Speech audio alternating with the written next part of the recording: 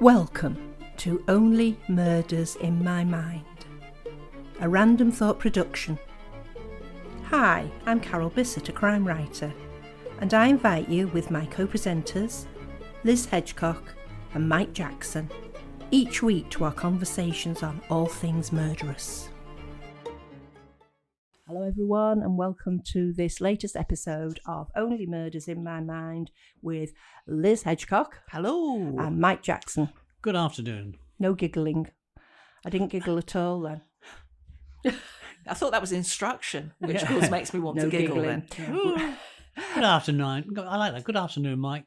No giggling. No, I haven't written that down. I'm just making a point. We're going No joke. No, I haven't got a. You haven't got a joke. Sorry. That was Would you like a joke? No, he wouldn't. Okay, Mike, what's yellow and dangerous? What's yellow and dangerous? An elephant in a bowl of custard. Close. It's actually shark-infested custard. All right. Badum-tsh. Yeah, silly joke week. Today we're going to talk about something. I don't know where this discussion's going to go because our That's the same every week, Carol. That's true actually, yeah. The perfect crime. Is there such a thing? What is the perfect crime? How can you perform the perfect crime? I think you need to rub your hands around the perfect crime. The perfect crime. Yes. Definition. This is by criminologists. Oh, Yeah. gosh. A murder committed by somebody who they have never met, no criminal record, steals nothing, tells no one. You know, so what, first thing that jumped into my head was when you get a professional, you get a hit person to go and kill somebody. They just hand them the photograph and the where they're going to be, and that person knows nothing about them. Kind of, have you seen this boy styling? Yes. And I was just thinking about, was it Killing Eve? Killing Eve. Wasn't she an assassin? Yes. And she's, because Mike, you've talked about some of the horrible ways she's dispatched people in Killing Eve, haven't you? Oh, yes. Yeah. So that was her job, and she was very good at it. Oh, yeah. She was super at murdering people. So, yes. Yes. Yeah. And yeah, I suppose you could say a lot of those were the perfect crime. I mean, I suppose from my point of view, and I mean, criminologists may say that that's what it is, but I'm thinking about it from a crime fiction perspective. And what would we say as readers or writers is the perfect crime? I think it's, to me, as a reader... Because I feel like hiring someone else to do it Yes. is the easy way out. But yes, it is cheating. I disapprove of this sort of thing. But as a reader, the more intrigued I am and the more I follow the story through, and then I'm still surprised at who did it, it's moving towards the perfect crime when you think, I wasn't expecting that. Yes. And as long as it's all feasible. I hate it when you think, well, I wasn't expecting that, nor would anybody else be, because it was silly. That Kurt Cobain one, the last one we watched, the lady was in the army. What was it called? I'm absolutely lost. Not Kurt And Cobain. me, yeah. No. I think at the moment Carol's talking to herself. So He was from Nirvana. Liz and I will tell you a few jokes while Sorry. Yeah. Carol disappears into a world of her own. Indeed. Yeah, I'll think of it in a minute. But that was, at the end of that, I was going, oh my goodness, I didn't think that was the killer. But that's what you mean, isn't it? That sort of... Yes. I mean, when I was thinking about what we were going to say in this podcast, I was looking at some fictional stories. And again, dear old Agatha Christie comes to the fore again. I was thinking of two, the two Agatha ones. The Murder of Roger Ackroyd. That was very that good. is fabulous. Yes. And that's because the narrator, who you trust, is actually telling Porky Pies. Yes, the unreliable narrator is right. great. Yeah. So in a way, that's the perfect crime, because you're being led purposely down the wrong alley. Another fantastic one. I'm not going to say which book it is, so I don't spoil it for you, but it is another Agatha. And the modus operandi, get me, of the killer is basically to get other people to do it. Yes. But not to pay them and go, I want you to kill that person, to influence them so that they think they're doing it for their own good reasons. Yeah. Yeah. And that is just so evil. Yeah. Harlem Cobain. All right. I can see how you got there. Taking that idea, I've not read this one, but Patricia Highsmith's book, Stranger on a Train, she has two strangers, Guy and Bruno, meet on a train and discuss the possibility of swapping murders. So Bruno suggests that each kills a person in the other's lives. There will be no motives connect either man to the crime. Yes. Making it unsolvable. And that's swapping the body, swapping the victim thing. Yes. You know, I can think of at least one other, and I've done it myself. Yeah. Yeah. So the one I was thinking of, the series I was thinking of was Fool Me Once.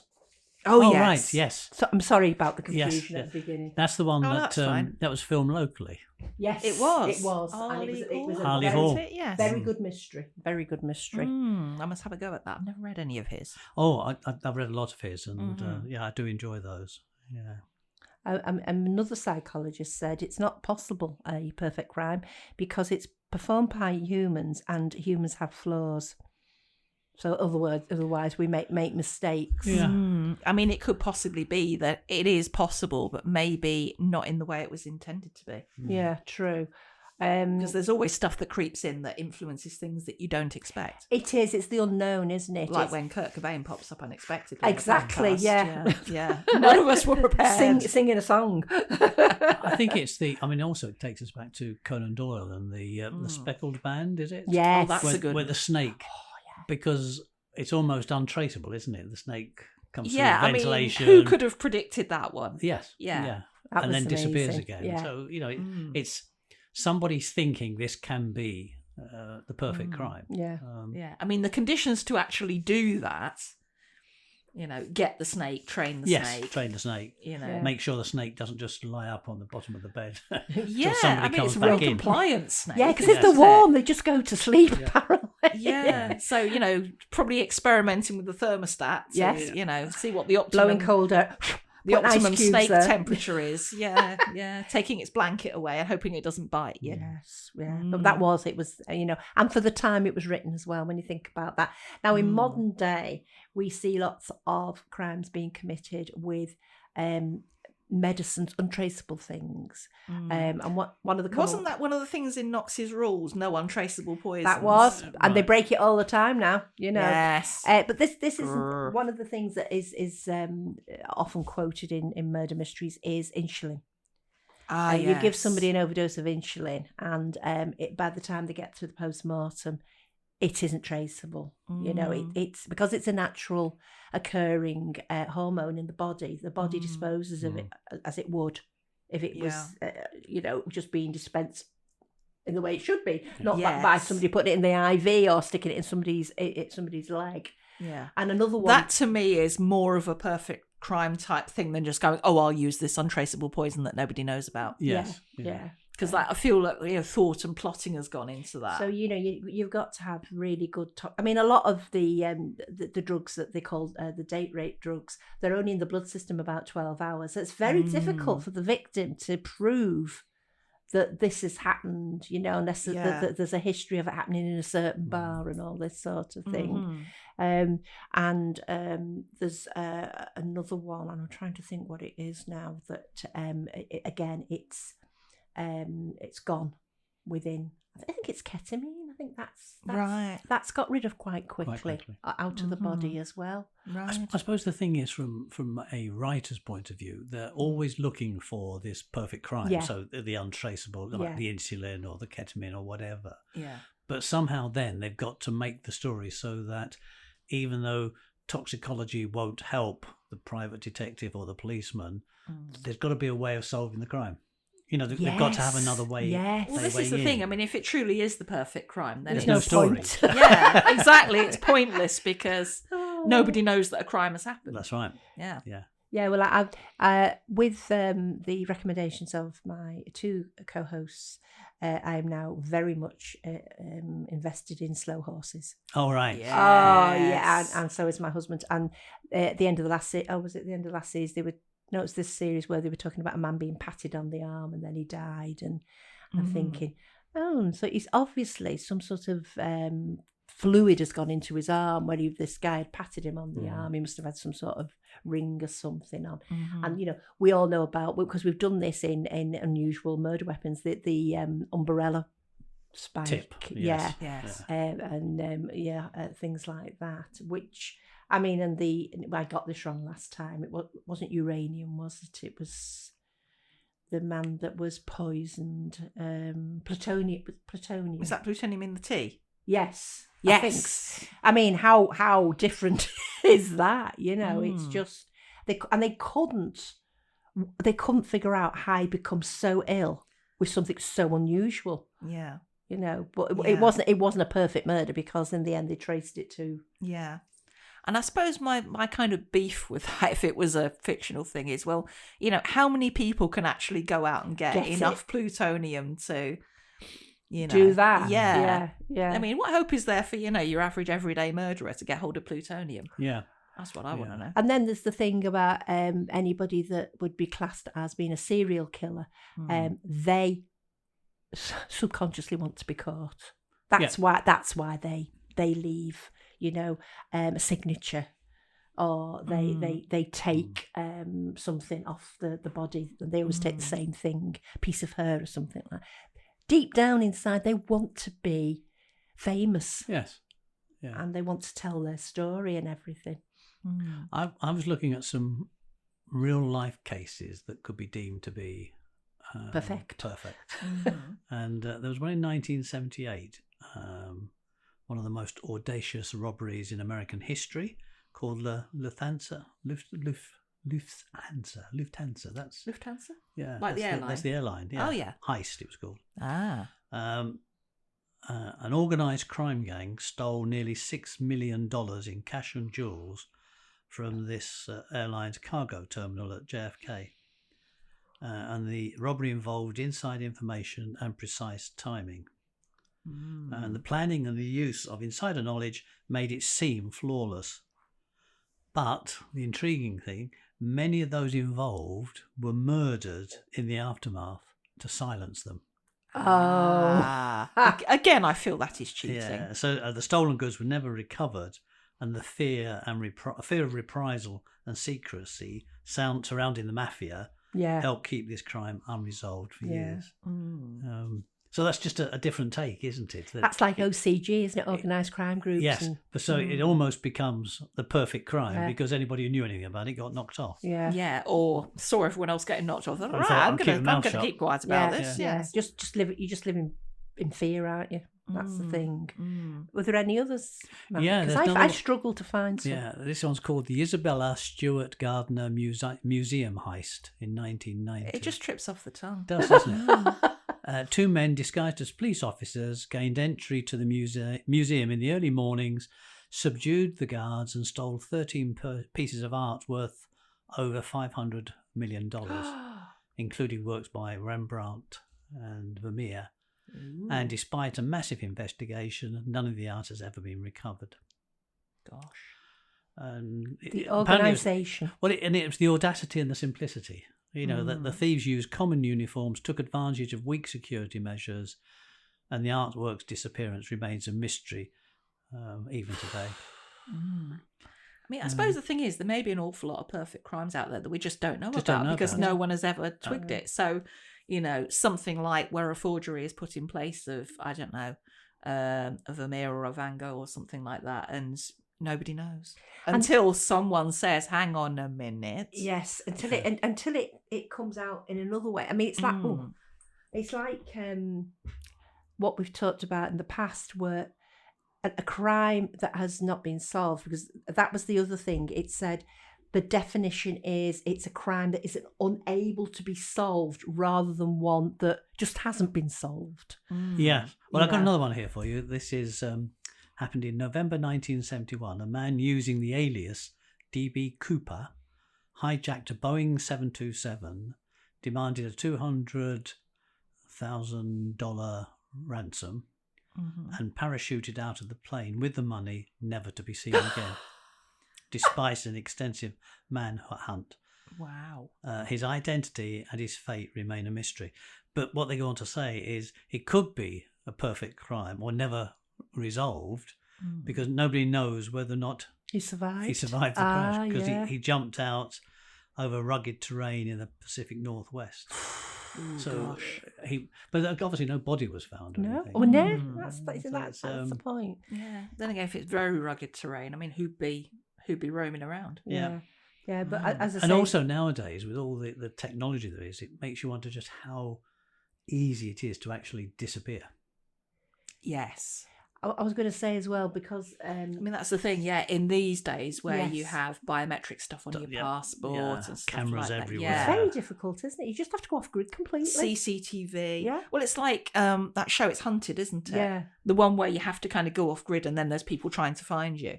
And the thing is, like, the hunters can use all sorts of tactics and put up posters of you and, put stuff up on the radio saying this person is wanted for whatever, and they can basically lie, and then of course everyone's looking for you because they want the rewards. So but when you report somebody as a missing person these days, I mean, they look to see when the credit card was last used. This is presuming that they're not a homeless person anyway. They're the ones that tend to slip under the net. When was the credit card last used? When did they withdraw from the bank? When was the phone last used? Whereabouts were they? Which thing did it ping off, and all this sort of thing. I mean, that's the thing. You would have to just dump your phone somewhere. Yeah. Cut your cards up, where you'd have to take out a load of cash from somewhere. Yeah, and then just go. Yeah, and that would be Yeah. So it is really, really difficult to just disappear. Yeah, and also these days, if you went and bought a train ticket, you can bet that the train staff would say, "Oh yeah, they paid cash for this train fare here," and I thought it was weird. There's cameras everywhere. There'll be cameras everywhere. Yeah, there's cameras on the card machines, isn't there? Yeah. For all that sort of thing. So, I mean, sometimes the science catches up with people who think they've committed the perfect crime, and some sort of advance in pathology, forensic pathology, will catch them out now, whereas they would have got away with it maybe 10 years ago. I suppose in a way it goes back to something we said earlier on, that if there was such a thing as a perfect crime, then it would make a lousy story. Yes. Well, it wouldn't be a story. It wouldn't be a story.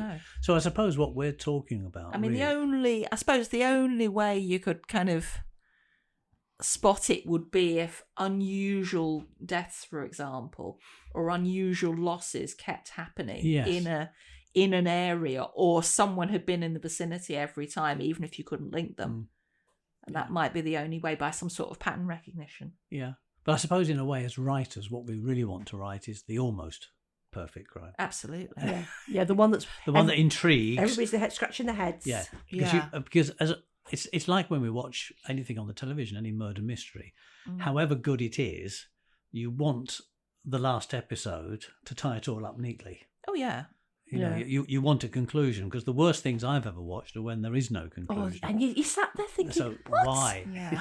Either that, or yes, there is a conclusion, but it's using information that only the detective knew, and you're like, oh, come on, that was not playing fair.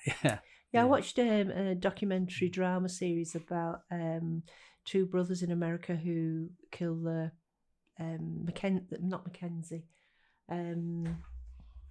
Was it Menendez? Thank you.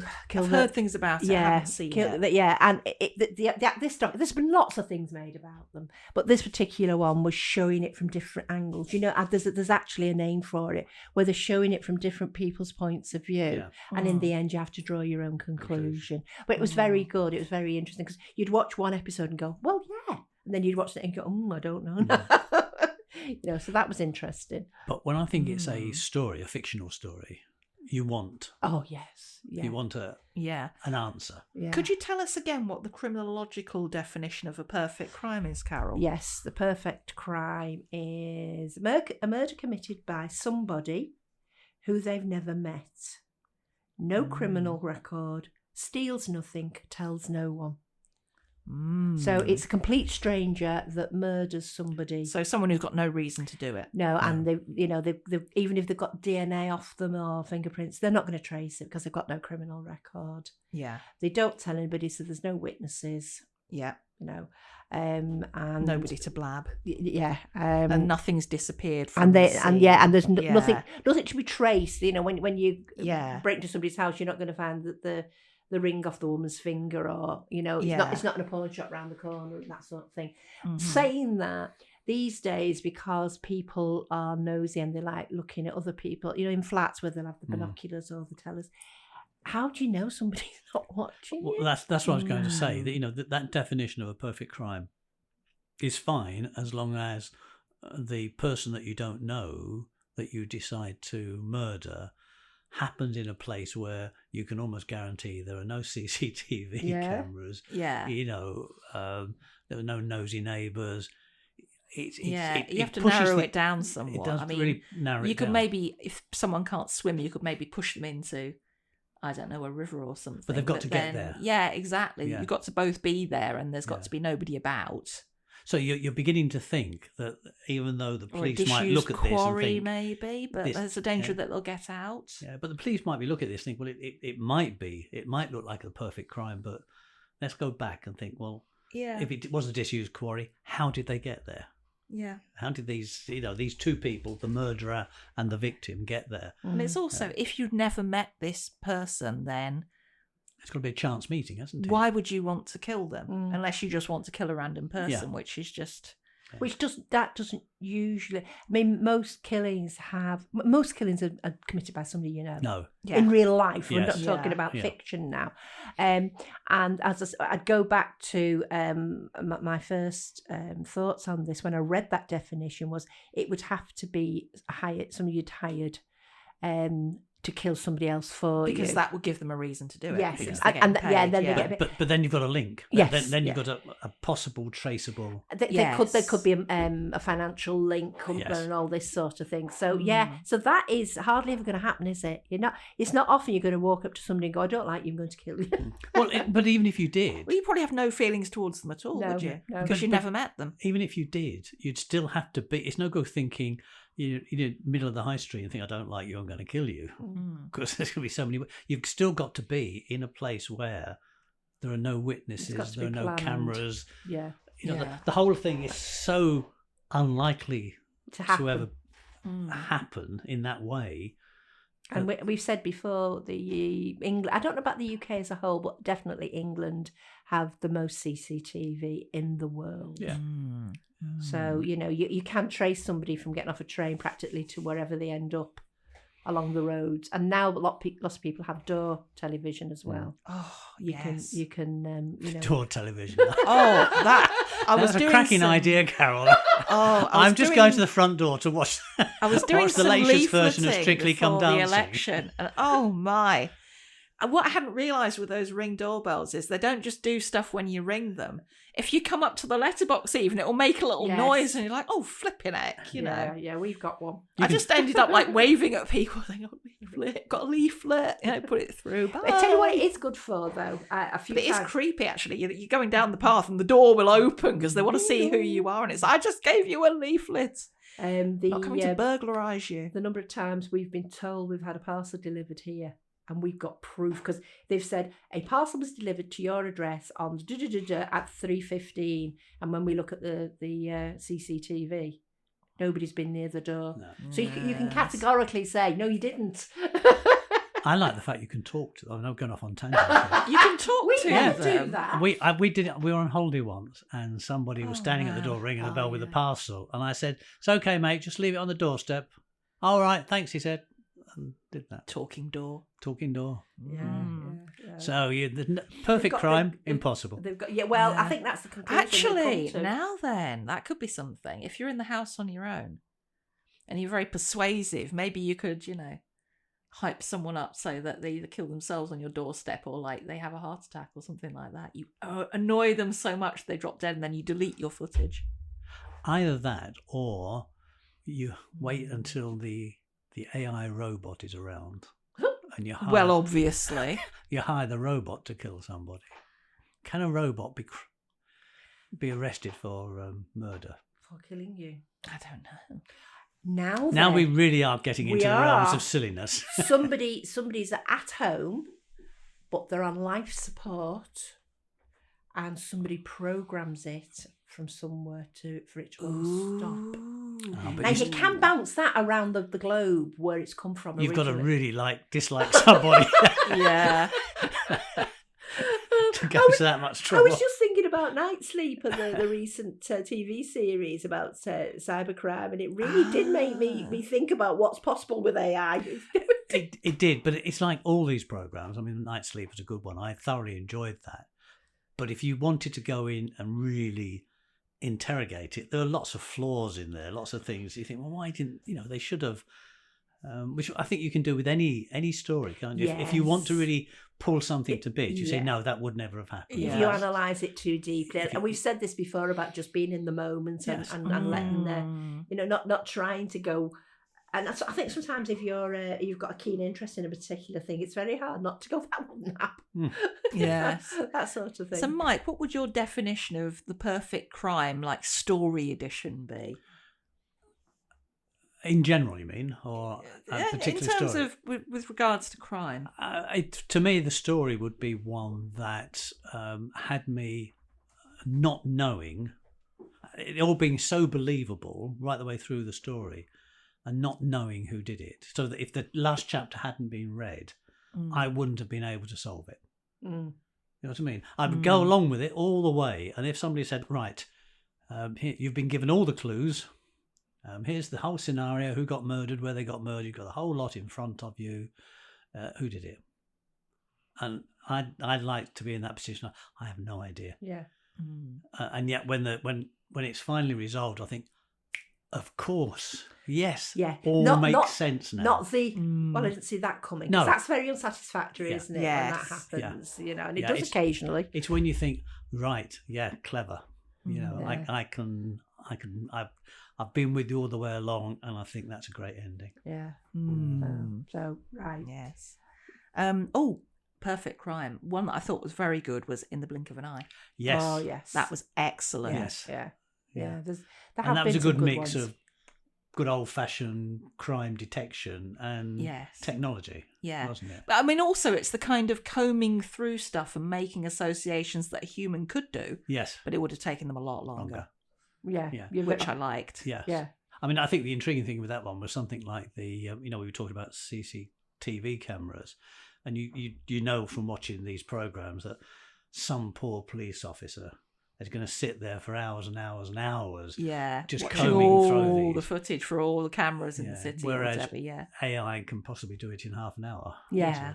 And the other thing, of course, is we also know that if you've got the right technology, you can alter the CCTV. You can edit it so that people actually disappear. There was that program, wasn't there? On that, that was a murder mystery. With that chap from he was an army. He was just out of the army, and he'd been accused of something. It was a murder, wasn't it? Yeah, had got off and was in a pub celebrating, and his solicitor, his lawyer, was with him. And they went out afterwards. He was walking her back to the bus. Yeah. And that's right. And I can't remember. And as the bus came along, you thought she'd got on it, but then later on she's found murdered. Yeah, and he gets blamed. And it's all to do with MI5, MI6, CIA, somebody manipulating the tapes. The CCTV cameras, to make it look as though she didn't get on the bus. Right. Okay. When he said she did. Very, very cleverly done. Yeah. And I can't for the life of me remember what it was called. I'm trying to remember what it was called. It was something to do with how they look at the film. Yeah. But I can't remember it. Yeah. And again, that was one where it almost was the perfect crime, because the people who were able to manipulate the CCTVs and the evidence that the police would be looking for were in a position to actually be able to do just that, to get into these CCTVs and to actually make the cameras tell them what they wanted to tell them, to blame this chap for this murder. Yeah. But then again, you start thinking, well, that's more than one person. Oh yeah, it was a whole organisation. Oh gosh, yeah. It was everybody was got in weak it. points. Yes. Yeah. Yeah. Right. Has anybody else got anything to? Well, I guess we've concluded that there probably isn't any such thing as that. I think we're probably on the same page there. And talking about pages, as mentioned last week, I'm currently writing a novella. If you're interested, please visit our blog listed below and listen to the next chapter. I would really like your feedback because Mike is working his magic and doing some AI. It's going to go on Only Murders in My Mind blog, and what we want is for you to have a listen to it and to give Carol some suggestions as to how it might be changed, how Not rude. How it might move forward, anything at all that will be helpful. Yes. Thank you very much. And then we sit back and wait for the novella to be self-published. Indeed. So, how's your novella, Mike? I was going to say... I think we ascertained some time ago that I moved on from a novella to a novelette. Okay, well, how's that then? The novelette? Yes. I've actually started one. Yay! And if we had time, I'd read some to you, but I probably haven't got time right now, have we? Oh, we can always make some. We maybe next time. Maybe next time. If you ask me early on next time, I'll maybe the beginning of the next episode. Yes, please. Yes. Maybe, Okay. maybe a Right. part of it. You're on. I think we're all ready for a cup of tea, don't you? I think so. Indeed. Yes. So thank you once again for listening to this episode, and we'll be back with you this time next week. Bye for now. You have been listening to Only Murders in My Mind, a Random Thought production, produced by John Bissett. The music in Peril was composed and recorded by OM Studio Strings.